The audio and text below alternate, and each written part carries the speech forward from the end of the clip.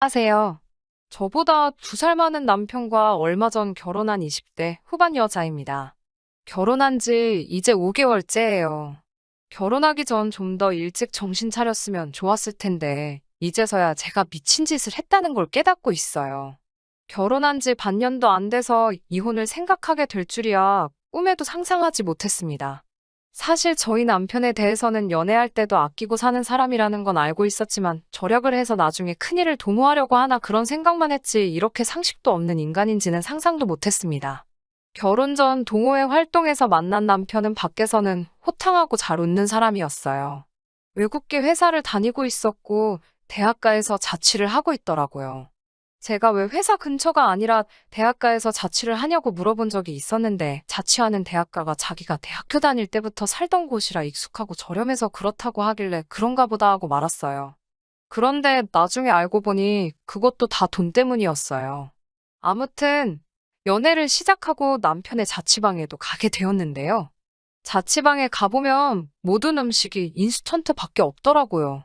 남편 회사는 공짜로 점심을 줬기 때문에 저랑 데이트를 할 때 빼고는 외식을 거의 하지 않았고요.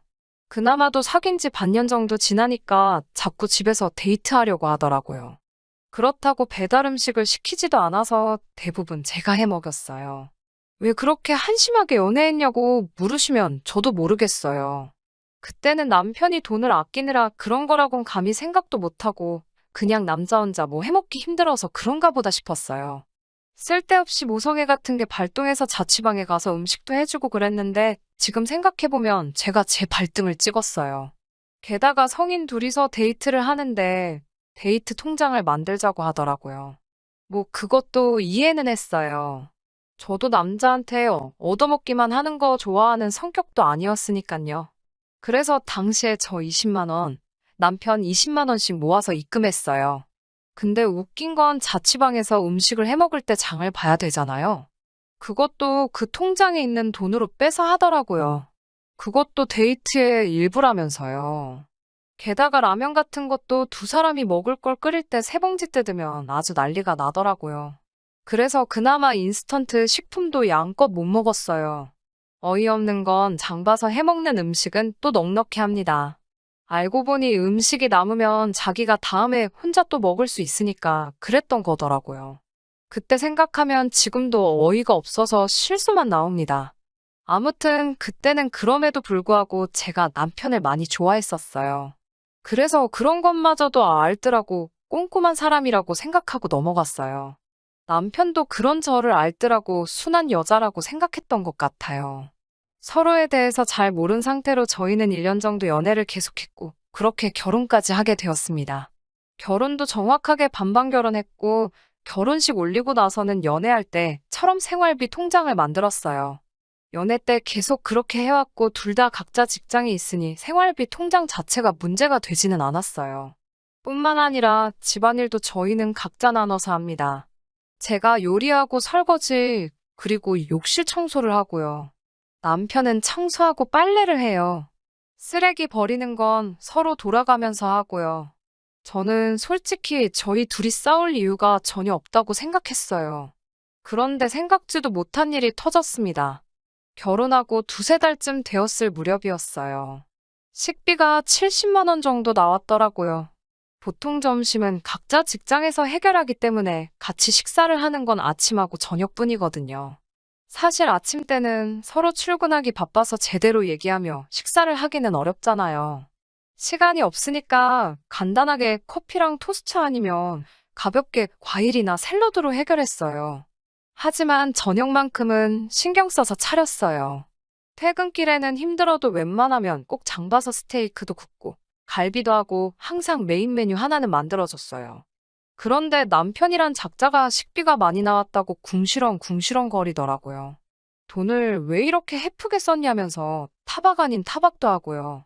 아무리 공동으로 생활비를 붓는다고 해도 혼자 마음대로 이렇게 돈을 써도 되냐면서요. 듣는데 어이가 없어서 벙쪄 있는데 자기가 종이를 가져와서는 한 달 동안 대략 저희 둘이 136끼를 먹었다며 그러면 한 끼당 5천 원 수준이라고 한숨을 쉬더군요. 아니, 요즘 물가에 한 끼 5천 원이 비싸게 먹는 건가요? 이 사람 이렇게 물가에 대한 감이 없나 싶고 어이가 없는 걸 넘어서 한심하더라고요. 이런 제 속도 모르고 이러다간 우리 생활비를 식비로 다 탕진해버리게 생겼다면서 이렇게 해픈 여잔지 몰랐다고 헛소리를 떠들더라고요. 그러면서 하는 말이 자기는 자취할 때 한 달 식비를 15만 원 정도밖에 안 썼대요.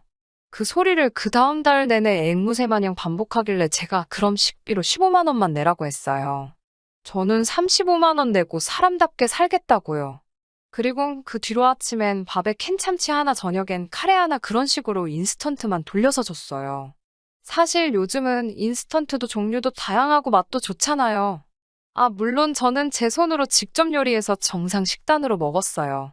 근데 웃긴 건 막상 이렇게 시작하고 일주일쯤 지나니까 남편 혼자 폭발해서 밥이 이게 뭐냐고 짜증을 내더라고요. 그래서 제가 남편에게 그럼 이제 당신 건 당신이 직접 차려 먹으라고 했어요. 그리고 청소도 구역 나누고 빨래도 각자 하자고요.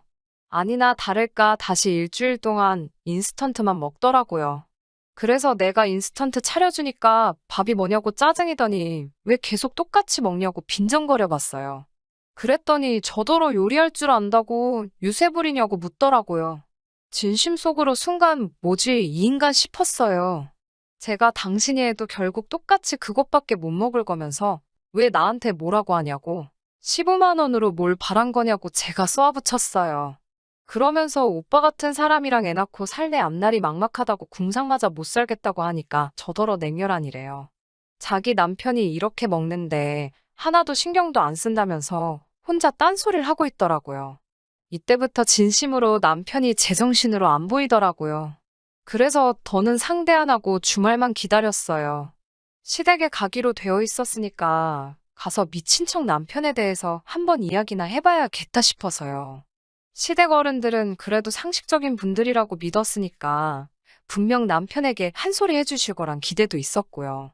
근데 피는 못 속인다는 말이 딱이더라고요. 토요일 점심쯤 시댁에 도착했어요. 남편이 옆에 있었지만 개의치 않고 그간 있었던 일을 다 말했어요. 너무 힘들고 이게 뭐 하는 짓인지도 모르겠다고요. 그런데 제 말을 듣고 있던 시모랑 신우가 눈을 동그랗게 뜨더니 저를 쳐다보면서 지금 그래서 돈 달라는 거냐고 묻는 거예요. 그러더니 대뜸 우리 돈 없다면 네 남편이 15만 원을 주든 20만 원을 주든 저더러 알아서 하래요. 그러면서 남편이 아무리 돈이 없어도 시댁에 와서 남편 흉보는 건 멍청한 여자들이나 하는 짓이라면서 행동거지 조심하라고 저를 나무랬어요. 황당하고 어이가 없어서 결국 시어머니께 남편 반품하고 싶다고 했습니다. 시모와 신우의 말에 무슨 천군만마라도 얻으냥 남편은 기가 살아서 저한테 할 말 안 할 말 분간도 못하고 시댁에 와서 입을 놀리냐며 빨리 집에 가서 밥이나 차리라고 거들먹거리더라고요.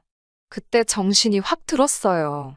남편이고 시댁이고 상종할 가치도 없는 사람들이라는 생각이 들어서 한 달 밥값 35만 원도 못 내는 찌질하고 형편없는 이 인간 품에 끼고 잘 헤쳐먹이시라고 내지르고 시댁에서 나와버렸습니다. 혼인신고까지 한 마당에 꼴랑 5개월 살고 이혼이라니 가족 생각하고 주변 사람들 생각하면 머리만 아프고 그래도 참고 살자니 치가 떨려서 도저히 안 될 것 같더라고요. 결국 친정 어머니께 사실대로 있었던 일들을 다 말씀드렸어요. 그러자 친정 어머니도 쪼잔한 남자랑 사는 것만큼 스트레스 받는 일이 없다며 아직 한참 젊고 능력도 있는데 뭐하러 그딴 남자한테 청춘 바치냐고 이혼하라고 하시더군요. 그날 밤 남편에게 곰곰이 생각해봤는데 당신네 가족 누구하고도 상식적으로 대화할 수가 없고 난 이런 감정 소모에 내 에너지를 쏟고 싶지 않으니 이혼하자고 했어요. 그러자 자기가 미안하다고 만나서 이야기하자고 연락이 왔더라고요.